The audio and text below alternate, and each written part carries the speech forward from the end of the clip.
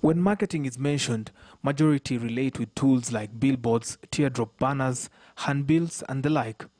Let's introduce a little twist. Now imagine being in traffic in your vehicle and a random billboard, or in this case LED display panel, talks to you. So that's called a Banter billboard. The Banter billboard is a function powered by artificial intelligence, and it is used by modern-day marketing firms to serve clients. One such marketing firm is Rattle. Founded by Alan Mwangi and Enoch Otieno last year, 2020, the duo combined their skills in tech and business development to be among the pioneers of such marketing skills used in Europe and America. It kind of started from, okay, the formats that are existing, broadcast media is an extremely expensive sort of operation for people in terms of marketing and even in terms of content, right? Most people are locked out of the value of that because they can't afford it. So if the largest subset of advertisers can advertise on broadcast media is left alone for only the big players. We wanted to democratize that entirely.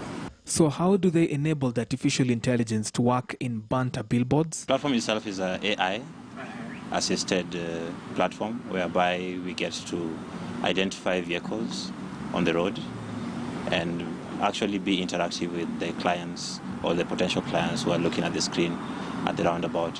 Yeah. It actually works under a computer vision model. This is an AI model that basically gets to discover the logo of the vehicle and the color of the vehicle itself. This is basically an approach that I implemented to avoid any biases that came about from identifying the entire vehicle itself. Is there a market for their service? The most interesting thing is the largest subset of advertisers is small businesses. The best example I can give you last year was Facebook, the hate for profit situation.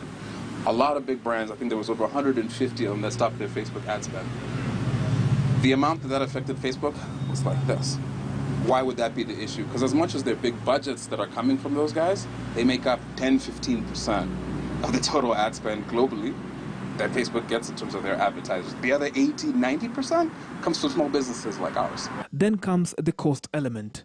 One would think having such a service would cost an arm and a leg, but then... To be different pricing models based on how much depth the client would want out of this.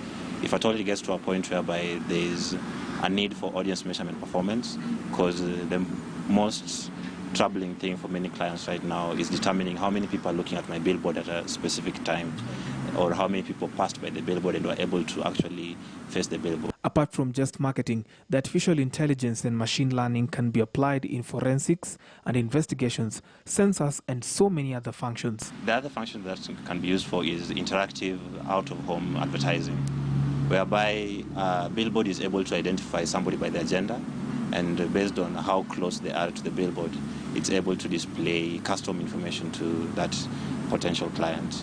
And how are they handling competition? For competition, I think we are a bit adjacent from the players that you just sort of mentioned, because they're actually our clients. So for example, with the Safaricom execution, we did it in partnership with Dentsu, under their poster scope arm, which handles specifically their out-of-home media buying, right? So agencies will also be our customers and our clients, as well as SMEs, as well as big brands directly internally. So there's not, I wouldn't say necessarily there's competition in that aspect. We've just given them an actual added value where they now can create more value for their clients. In their craft, the question of compliance to data protection laws is a key aspect. Given that the marketing means applies heavy usage of data, many might fear that it is being shared out without their consent. So upholding ethics is key in this craft. The legal aspect of it is making just sure that we're GDPR compliant. So even after the campaign was done and the case study went out, there were a lot of questions as to, are these guys collecting data on Kenyans? That's the first inclination that anyone who sees something this innovative would ask. And that's not the case. So for that execution, as an example, the billboard acted as a mirror. We were not actually storing any data in that context. You get what I mean? So there's no data actually being held. And on top of that, it wasn't any identifiable data. So yes, I would say the red Toyota, but I wouldn't say it's Brian in the red Toyota, here's his license plate, here's his ID, here's his driver's license. Finally, augmented reality has been applied in various countries to achieve marketing and other forms of imagery art. What would it take to have that in the country? A client actually having a problem that makes sense to use that kind of technology, and then just applying it that way. Again, and that's why we say we look at the problem first, because there's so many different ways to and methodologies. Technology is just a methodology. Right? So start from the base problem and philosophically, what you're trying to actually solve and who for, then start deploying the technology to actually get you to solve your problem and the end goal. So that's where I would say with that. As far as the future of marketing in Kenya, it's approaching it from that standpoint. For The Innovator this week on KTN News, I'm Brian George Otieno.